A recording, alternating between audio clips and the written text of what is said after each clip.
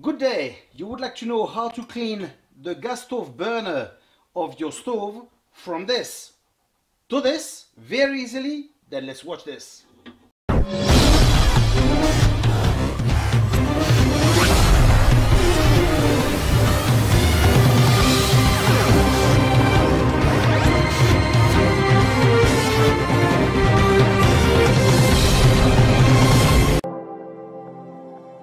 To clean this, what we will need: a pan, vinegar, clean vinegar, and obviously the burner.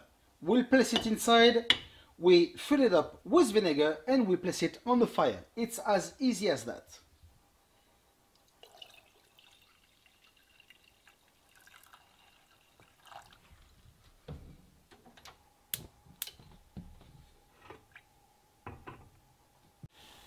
The vinegar starts boiling, and look, I start changing color.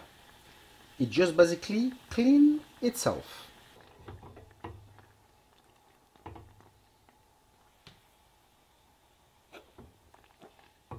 This is the result we have after a few minutes, but if you want to have it even cleaner, we're just gonna rub it a little bit and you will see the difference.